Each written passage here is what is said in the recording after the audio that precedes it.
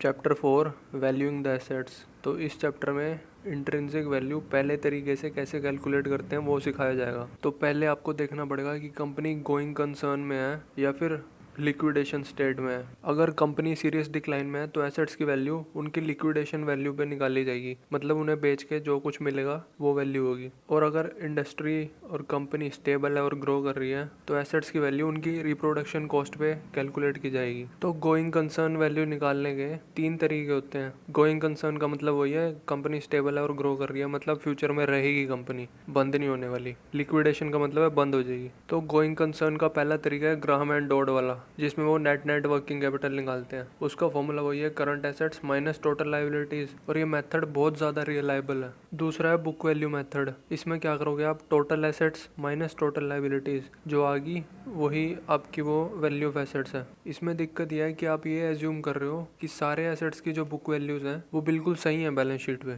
तो ये मेथड बहुत ही कम रिलायबल है। और तीसरा मेथड है रिप्रोडक्शन कॉस्ट, जो ऑथर इस चैप्टर में समझाएंगे। तो रिप्रोडक्शन कॉस्ट में क्या करते हैं, बैलेंस शीट में जितने भी लाइन आइटम्स होते हैं उन सब लाइन आइटम्स की रिप्रोडक्शन कॉस्ट निकाली जाती है, फिर उनमें से लाइबिलिटी माइनस कर दी जाती है। तो ये बुक वैल्यू वाले मेथड से ज़्यादा रिलायबल होता है। तो पहले बात करेंगे वैल्यूज इन लिक्विडेशन की, मतलब अगर कंपनी फ्यूचर में बंद होने वाली है तो फिर कैसे वैल्यू करेंगे उसके एसेट्स। तो कैश और मार्केटेबल सिक्योरिटीज तो सेम रहेंगी जैसी बुक वैल्यू पे है। फिर जो अकाउंट रिसीवेबल है, अगर कंपनी लिक्विडेट होने वाली है तो वो मोस्ट प्रोबेबली पूरी तरह रिकवर नहीं हो पाएंगे। तो वो कंपनी टू कंपनी या इंडस्ट्री टू इंडस्ट्री डिपेंड करेगा कि कितने के रिकवर हो जाते हैं। फिर आ जाओ इन्वेंट्री पे। तो इन्वेंट्री अगर कमोडिटी जैसी है, मतलब वही कॉटन है, बिल्कुल रॉ फॉर्म में है, तो उसकी सेम वैल्यू यूज़ कर सकते हो आप। लेकिन अगर रेडीमेड प्रोडक्ट है वो, तो फिर वो कबाड़ के भाव बिकेगा। कम से कम 50% तो उसकी वैल्यू डाउन करनी पड़ेगी आपको, या फिर कुछ चीज़ों की ज़ीरो भी करनी पड़ सकती है।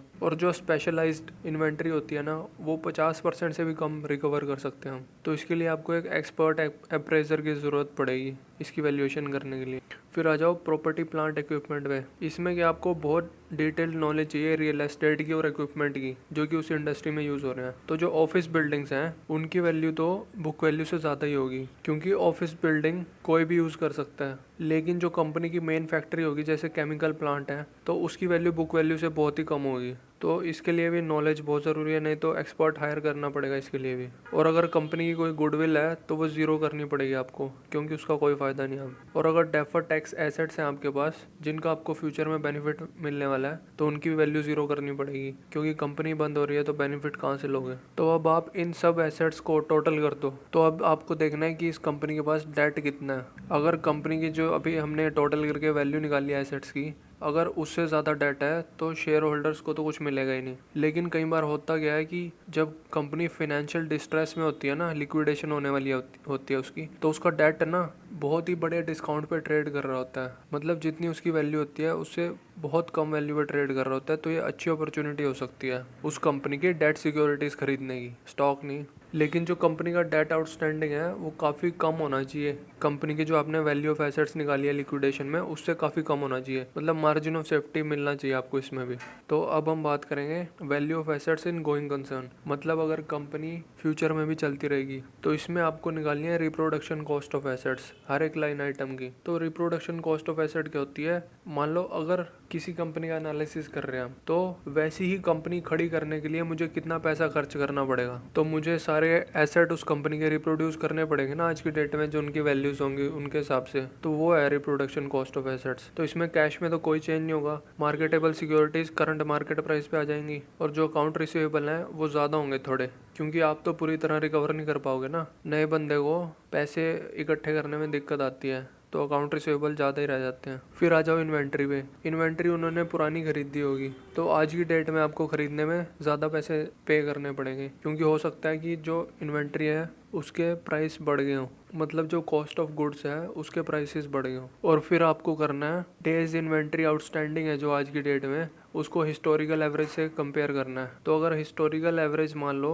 100 है, लेकिन आज की डेट में डेज इन्वेंट्री आउटस्टैंडिंग 150 है, तो फिर यानी कि आपके 50 दिन के आइटम तो बिकेंगे ही नहीं, तो आपको वो उड़ाने पड़ेंगे, उनकी वैल्यू ज़ीरो करनी पड़ेगी या फिर स्क्रैप पे करनी पड़ेगी। मतलब अगर आप रद्दी वाले को बेचेंगे तो कितना मिलेगा आपको। तो अब आ जाओ प्रीपेड एक्सपेंस पे। प्रीपेड एक्सपेंस भी एसेट होते हैं क्योंकि आपने पहले ही पैसे पे कर दिए ना किसी चीज़ के, तो फ्यूचर बेनिफिट मिलेगा आपको उसका। तो रेंट और इंश्योरेंस होते हैं प्रीपेड एक्सपेंस, तो इनमें कोई एडजस्टमेंट की ज़रूरत नहीं है। फिर आ जाओ डेफर्ड टैक्स एसेट्स पे। इनमें क्या होता है, अगर डेफर्ड टैक्स एसेट हैं जो करंट हैं तो सेम वैल्यू रखो, लेकिन अगर नॉन करंट है जो कि यूजुअली होता है, तो आपको क्या करना पड़ेगा, उनकी वैल्यू को डिस्काउंट करके आज की डेट पे लेके आना पड़ेगा क्योंकि वो फ्यूचर की डेट पे होते हैं यूजुअली। फिर प्रॉपर्टी देखनी पड़ेगी आपको कंपनी की, अगर लैंड वगैरह है तो उसकी मार्केट वैल्यू देखनी पड़ेगी आपको। कई बार क्या होता है, कंपनीज लैंड पुराने रेट पे रखी होती है, 1980 में खरीदी हुई थी, उसी रेट पे अब तक बुक वैल्यू पे पड़ी हुई है, मार्केट वैल्यू पे नहीं रखी हुई। तो आपको देखना पड़ेगा कहाँ पे लैंड है और वहाँ पे ज़मीन के रेट कितने हैं, फिर उस हिसाब से इसको भी अप्रेस करना पड़ेगा।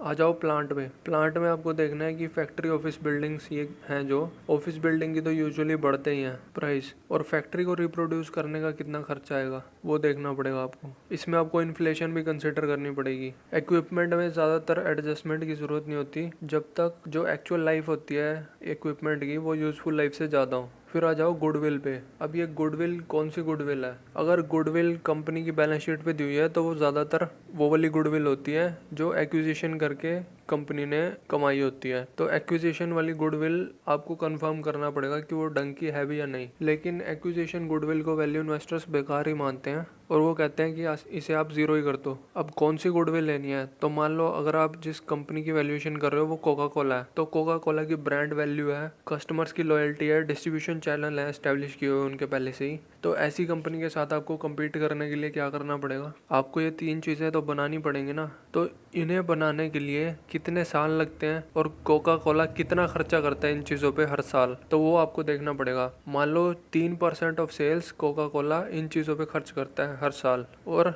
कम से कम 10 साल या 5 साल लग जाएंगे ब्रांडिंग करने में, तो फिर आप 5 साल लग जाएंगे, मान लो 5 दिए 15, तो 15% सेल्स का ये आप एक एसेट क्रिएट करोगे। फिर आप देखोगे कि कोई R&D वगैरह तो नहीं कर रही कंपनी, ये आपको इनकम स्टेटमेंट में पता चलेगा। जैसे selling and general administrative expenses होते हैं जो SG&A, उनके नोट्स में पता चल जाएगा कितना मार्केटिंग में खर्चा हो रहा है, कितना इस पे खर्चा हो रहा है हर साल, कितना R&D पे खर्चा हो रहा है, वो भी वहीं ऑपरेटिंग एक्सपेंसेस में आ जाता है इनकम स्टेटमेंट में, तो वो भी आपको देखनी पड़ेगी, तभी पता चलेगा इनके बारे में। तो R&D में ऐसा है, अगर आप बोइंग की कर रहे हो वैल्यूएशन, तो आपको देखना पड़ेगा कि कंपनी कितना स्पेंड कर रही है हर साल।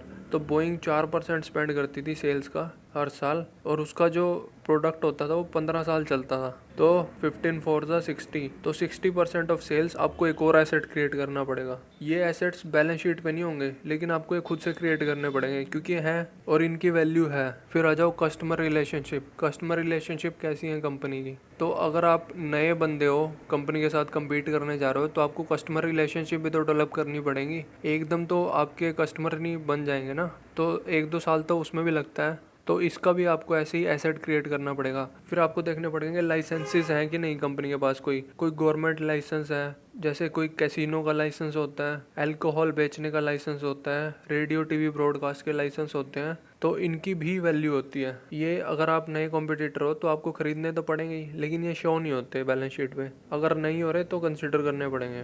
तो इनकी वैल्यू पता करने के लिए आप देख सकते हो कि किस कंपनी ने कितने रुपए का लाइसेंस खरीदा था वही वाला, या फिर किसी कंपनी ने दूसरी कंपनी को बेचा हुआ लाइसेंस, तो ऐसे आप इसकी वैल्यू निकाल सकते हैं। तो अब आपके पास एसेट्स की वैल्यू आ जाएगी। तो अब आपको क्या देखना है, लाइबिलिटीज देखनी है। लाइबिलिटीज 3 तरह की होती हैं, स्पॉन्टेनियस लाइबिलिटीज, सर्कमस्टेंशियल लाइबिलिटीज, और फिर जो फॉर्मल डेट आउटस्टैंडिंग होता है वो। तो स्पॉन्टेनियस लाइबिलिटीज क्या होती हैं, ये वो नॉर्मल लाइबिलिटीज होती हैं जो कि रोजमर्रा का बिजनेस चलाने में क्रिएट होती हैं, जैसे कि accounts payable, accrued expenses, accrued taxes. तो ये जितनी ज़्यादा होंगी उतना ही कम आपको पैसा चाहिएगा एसेट्स को फंड करने के लिए। फिर दूसरी है सर्कमस्टेंशियल लाइबिलिटीज़। ये मतलब एज सच कोई लाइबिलिटीज़ नहीं है, ये डिपेंड करेगी कि अगर कोई इवेंट हो गया तो ये लाइबिलिटीज़ आएंगी। न्यू एंट्रेंट के लिए नहीं होती है क्योंकि उसने तो अभी ऐसा कुछ किया नहीं, लेकिन क्योंकि हम कंपनी की वैल्यूएशन कर रहे हैं तो हमें ये कंसिडर करनी पड़ेंगी। उस कंपनी के पास तो है ना ये लाइबिलिटीज़। एसेट्स हम ऐसे देखेंगे कि जैसे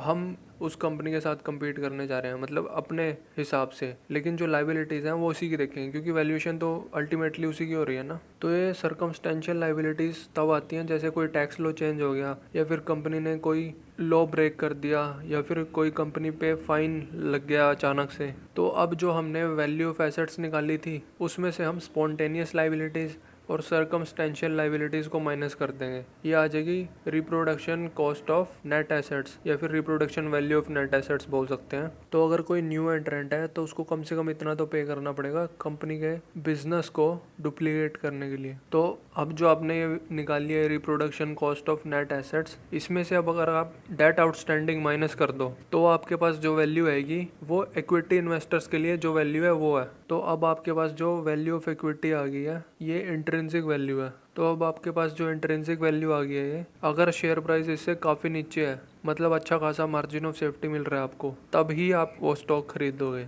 और एक दूसरा तरीका भी है कंपेयर करने का, जो reproduction cost of net assets है ना उसको आप एंटरप्राइज वैल्यू से कंपेयर कर सकते हो। एंटरप्राइज वैल्यू क्या होती है? Market value of debt plus market value of equity minus cash. Enterprise value मतलब कंपनी के बिजनेस की कितनी वैल्यू है। तो अब आपके मन में ये सवाल भी आएगा कि कैश को क्यों माइनस किया है, market value of debt plus market value of equity ही क्यों नहीं है। कैश को इसलिए माइनस किया है क्योंकि कैश तो बैंक में पड़ा हुआ है ना, बाकी का जो बचा हुआ पैसा है वो बिजनेस में लगा हुआ है इस पर्टिकुलर टाइम पे, तो वो एंटरप्राइज वैल्यू है। तो आपको कब स्टॉक खरीदनी है? जब जो एंटरप्राइज वैल्यू है अगर वो reproduction cost of net asset से सिग्निफिकेंटली नीचे है, अच्छा खासा मार्जिन ऑफ सेफ्टी मिल रहा है। लास्ट में ऑथर बोलते हैं कि रिप्रोडक्शन कॉस्ट एसेट्स की और लाइबिलिटीज़ के निकालने में ज़्यादा नॉलेज चाहिए होती है, ज़्यादा काम चाहिए होता है, सब कुछ ज़्यादा चाहिए होता है, लेकिन अगर आप ये करोगे तो रिटर्न भी ज़्यादा ही होगी। फिर उम्मीद करूँगा कि समझ में आया होगा आपके थोड़ा बहुत। तो इस वीडियो में इतना ही, धन्यवाद।